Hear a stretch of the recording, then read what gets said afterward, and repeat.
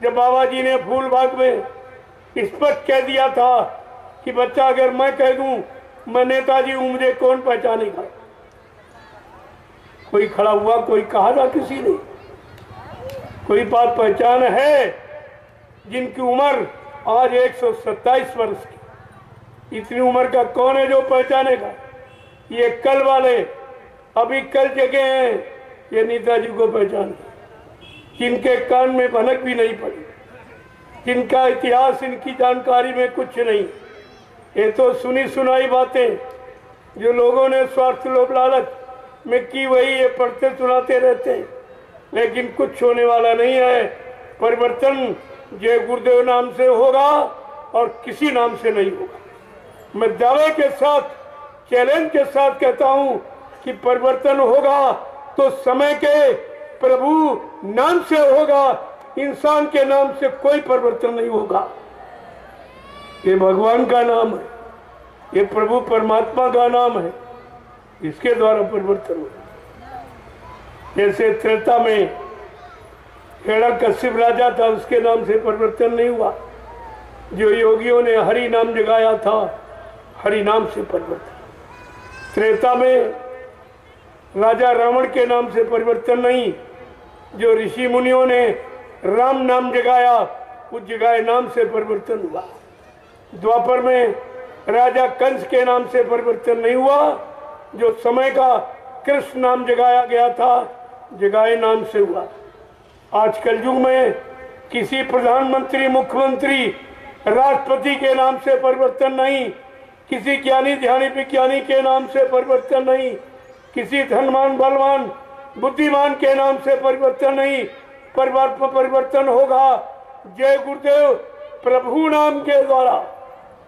ये प्रभु का नाम है और प्रभु की सारी सत्ता है, मृत्यु लोक से लेकर और सतलोक अनामी धाम तक, इसलिए परिवर्तन प्रभु नाम से होगा। आपको यह सब जानकारी रखनी चाहिए। जय गुरुदेव। मैं समूचे हिंदुस्तान के लोगों से अपील और प्रार्थना विनती करता हूं, आप सच्चे भारतवासी हो तो अपनी पहचान बनाओ, अपनी वेशभूषा जो ऋषि मुनि महात्माओं के द्वारा कुर्ता धोती, कमीज पैजामा, सदरी टोपी और लंगोटी, ये आपकी सच्ची पहचान है। आप इसको धारण कर लो, तुम्हारा मन शांत हो जाएगा, विषयों से अलग हो जाएगा। जो तुमको देखेंगे उनके मन में भी शांति पैदा होगी। ये भारतीय वेशभूषा ऋषि मुनि महात्माओं की दी हुई, इसको आप धारण कर लो तो आपका जीवन सुखमय हो जाएगा, शांतिमय हो जाएगा। पारस्परिक प्रेम प्यार मोहब्बत आप में आ जाएगा, लड़ाई झगड़े समाप्त हो जाएंगे। ये मैंने प्रार्थना की। ये 15 सितंबर 2023 को उत्तर प्रदेश के मऊ और आजमगढ़ और बलिया जिले, ये 3 जिलों के बॉर्डर पर मैंने 5 दिवसीय कार्यक्रम करके ये सूचना सारे हिंदुस्तान को प्रसारित कर दी। धीरे धीरे आपको ये लागू करना पड़ेगा। कुछ विभागों में घोषणा कर दी गई और धीरे धीरे जब ये पोशाक, ये वेशभूषा अपनी भारतीय शब्द की गौरव गरिमा काम करने के लिए जिस दिन से आप धारण कर लोगे, उसी दिन ये भारत गौरवान्वित हो जाएगी, सुख शांति हो जाएगी सब में। देख करके तो आप देखिए पहले, और एक किसी ने नहीं कहा, केवल मैंने कहा, किसी ने नहीं। पूरे हिंदुस्तान में कोई राजनीतिक पार्टी ने नहीं, किसी प्रधानमंत्री मुख्यमंत्री ने नहीं घोषणा की, जबकि स्वतः उसको धारण करते हैं, लेकिन अपनी जनता को उन्होंने धारण करने के लिए कभी नहीं कहा। ये उनको कहना चाहिए। जब अच्छी वेशभूषा है, सादगी की है, पहचान की है, यानी त्यागी तपस्वी सन्यासी बनने की है, तो आपको अपनी देश की जनता को ये अच्छी पोशाक, ये अच्छी वेशभूषा जो भारतीय ऋषि मुनि महात्माओं के द्वारा दी गई, आपको उसके बारे में कहना चाहिए, सलाह देनी चाहिए और आवश्यकता और जरूरत समझकर इसको लागू कर देना चाहिए। आपके लिए अच्छा रहेगा, आपकी जनता के लिए अच्छा रहेगा, आपका मान सम्मान बढ़ जाएगा, आपकी जनता खुशहाल हो जाएगी। हमको कुछ नहीं चाहिए, हमको केवल आदेश पालन हो जाए, बस हमारी इसी में खुशी। इसी में जब भारतीयता का गौरव बढ़ जाएगा, गरिमा उसकी यानी मतलब सुचारू रूप से लोगों की समझ में आ जाएगा, इससे बड़ी खुशी प्रसन्नता और क्या। हमारी तो इसी में प्रसन्नता है कि आप इसे लागू कर दो जल्द से जल्द। एक शाकाहारी तो बीमारियों से आपको फुर्सत मिल जाए, लड़ाई झगड़ों से बचत हो जाए, कोर्ट कचहरी मुकदमे कम हो जाए, मतलब यह नहीं कहने का। और ये दुर्घटनाएं अकाल मौतें कम हो जाए, ये सबसे बड़ा लाभ है शाकाहारी बनने। और दूसरा है भारतीयता का, भारतीयता को अपनाए, अंग्रेजियत को छोड़े। जब अंग्रेजों को भगाने में कितनी कुर्बानी आपने दी और आपने जरूरत समझा, जब उनको अंग्रेजों को भगाने में आपने बहुत बड़ी जरूरत आवश्यकता समझी, तो अंग्रेजियत को छोड़ने में उससे 1000 गुना आपको जरूरत समझनी चाहिए। क्योंकि हम अंग्रेजियत के गुलाम हैं, हम उनकी भाषा के गुलाम, उनके गंदे खान पान के गुलाम, उनकी वेशभूषा जो शरीर में चर्म रोग पैदा करने वाली, तरह तरह की बीमारियों को देने वाली है, उसका परित्याग। ये सब जानकारी आपको रखनी चाहिए। जय गुरुदेव। अभी क्या अगर ये संदेश न सुना गया और राजा ने इस संदेश का प्रचार न कराया शाकाहारी बनने का, तो आगे भयंकर बीमारी आ रही, ऐसी जानलेवा बीमारी तैयार बैठी है आने के लिए कि एक पल घड़ी नहीं लगेंगे, ये गांव के गांव, शहर के शहर और कस्बे सब वीरान हो जाएंगे, सब वीरान हो जाएंगे। फिर तुम करोगे क्या? क्योंकि अभी तो तुम मानते नहीं हो, ये समझते हैं कि महात्माओं की बात मान लेंगे तो हमारी तौहीनी हो जाएगी, ये भारत की जनता सब मर जाएगी, तब तौहीनी नहीं होगी। तब राजा की तौहीनी नहीं होगी कि राजा के, जिस राजा के देश में ये जनता मर रही है, परेशान हो रही है, दुख तकलीफ पा रही निरंतर और रो रही है, उसके पास बचाई क्या? जा सुराज प्री प्रजा दुखारी, सो न पवस नरक अधिकारी। रामचरितमानस क्या कहती? जिसके राज में प्रजा दुखी है वो राजा नरक में जाता। क्या ये लोग नहीं पढ़ते? श्री राम की बात करते हैं, श्री राम की जय जयकार करते हैं और श्री रामचरितमानस को बिल्कुल नहीं मानते। उसी में तो लिखा है राजा के लिए कि जा सुराज प्री प्रजा दुखारी, सो न पवस नरक अधिकारी। जिसके राज में प्रजा दुखी वो राजा नरक में जाता है। क्या इसको ही नहीं पढ़ रहे? ये ईश्वरी कानून है जो संत महापुरुष के सिवा कोई नहीं जानता। ये ईश्वरी परिणाम है परमियों। और अब भी बताया जा रहा और लिखे रख गए कि भारत की जनता में जब कोई ऐसा बीमारी झगड़े आ जाए तो फट से हमारा ये सूत्र जो रामचरितमानस में है इसको अपना ले, इसको लागू कर ले, तो इनके लिए अच्छा रहेगा, ये बच जाएंगे। लेकिन अभी तो किसी की समझ में कुछ नहीं आ रहा। वो श्री राम को केवल वोट में प्रयोग किया जा रहा, कुर्सी में प्रयोग किया जा रहा, नीति में, चरित्र में, अच्छे खान पान में यानी नहीं प्रयोग किया जा रहा। तो आपको तो इस पर विचार करना चाहिए कि आखिरकार रामचरितमानस क्या कह रही है, ये क्यों लिखी गई। और विश्व प्रसिद्ध ग्रंथ है, सारा विश्व जिसकी नीतियों को मानता है, सत्य मानता है, लेकिन ये भारत के जिम्मेदार बिल्कुल ही नहीं मानते। एक शब्द रामचरितमानस का नहीं मानते, क्योंकि रामचरितमानस को मानते लेकिन रामचरितमानस की नहीं मानते। श्री राम को मानते, श्री राम की नहीं मानते। मंदिर को मानते, मंदिर की नहीं मानते।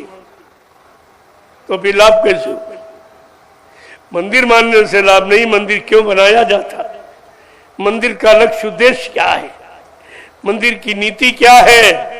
जब तक ये नहीं जानोगे, नहीं मानोगे तो आपको लाभ नहीं मिलेगा। मंदिर लाभ थोड़ी दे, तो जड़ है, पत्थर तो जड़ है, मूर्ति जड़ है। जड़ कभी ज्ञान नहीं देती, चेतन ज्ञान देती। लेकिन आज जड़ की प्रमुखता है। गोस्वामी जी महाराज को इसीलिए रामचरितमानस के उत्तरकांड में लिखना पड़ा, जड़ चेतन ग्रंथि पड़ गई, यद्यप मृखा छूटत कठिनाई, कि जड़ चेतन की गांठ लगा दी गई। यद्यप मृखा माने झूठ है, लेकिन कलयुग में जीव की बस की बात नहीं कि उस गांठ को खोल के स्वतंत्र हो जाए, आजाद हो जाए। यह उसके बस की बात नहीं है। उसका खोलने वाला कोई जानकार, जिन्हें संत महापुरुष कहते, वो सारी गांठों को खोल देंगे और तुम्हारी जीवात्मा को परमात्मा से मिला देंगे। वो इतनी बड़ी ताकत रखते हैं। तो क्या कह रहे हैं? इसीलिए ये सब क्यों हो रहा है, इसका मूल कारण क्या है, इस पर विचार करना चाहिए।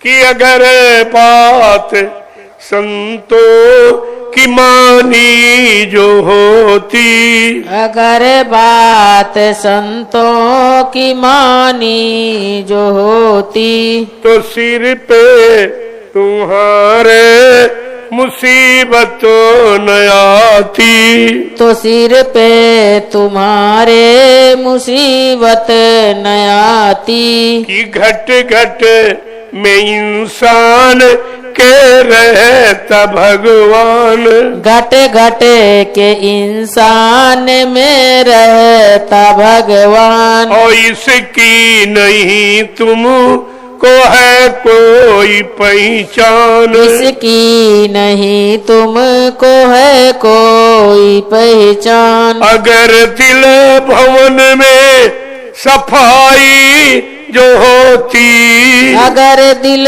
भवन में सफाई जो होती, तो मंदिर ये मस्जिद बनाई न होती, तो मंदिर ये मस्जिद बनाई न होती।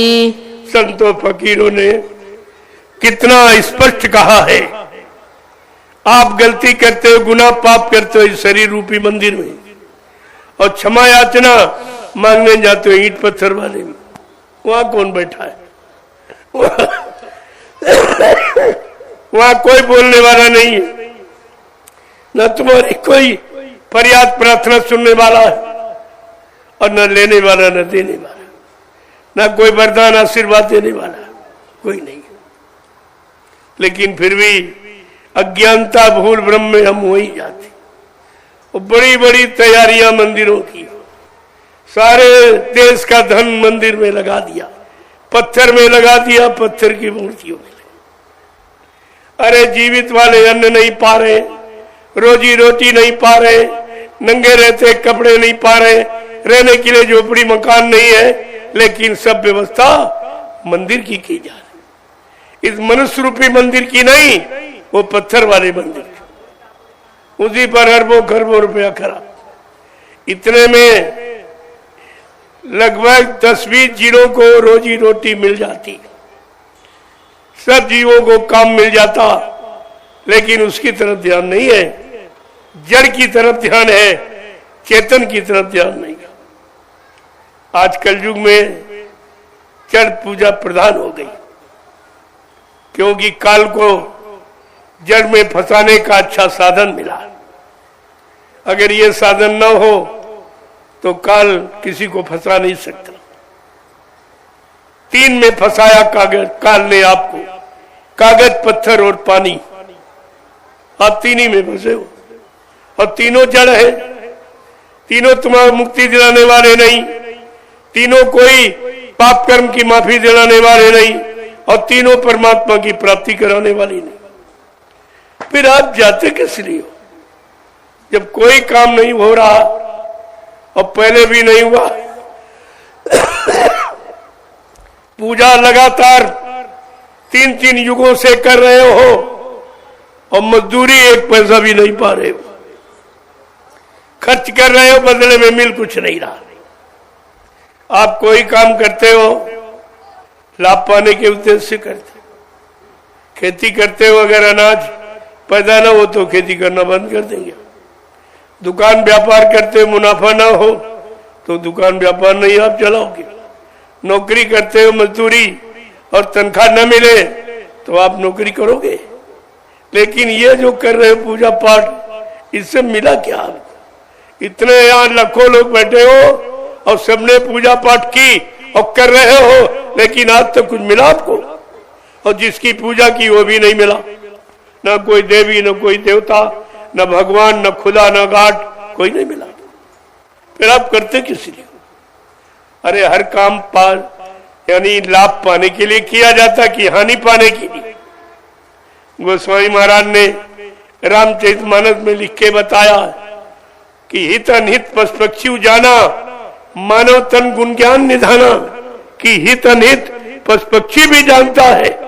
अरे मानो तू तो ज्ञानी है, तू अपने हित अनित को नहीं समझ पाया कि कहां से मेरा हित है, कहां से मेरा हित है, कुछ भी नहीं जान पाए। और राजा रैयत सब बेचारे उसी में फंस गए, दोनों फंसे। तभी महापुरुषों ने कहा, जथा राजा तथा प्रजा, धर्मी राजा धर्मी प्रजा। अगर राजा धार्मिक होगा तो धर्म का प्रचार कराएगा, मानवता इंसानियत का प्रचार कराएगा, यानी मतलब सब तरह से। लेकिन यहां तो कुछ नहीं हो रहा, कुछ नहीं हो रहा। आप बड़े बड़े राजाओं का इतिहास, सम्राटों का इतिहास, बादशाहों का इतिहास, ये सबका लिखा हुआ है। अब कलयुग में गुरुओं का, संतों का इतिहास, ये सब आपके सामने पड़ा है, लेकिन समझ में कुछ नहीं, करनी में कुछ नहीं है। जब तक कोई चीज करनी में उतर के नहीं आएगी, तब तक तो लाभ आपको मिलने वाला है।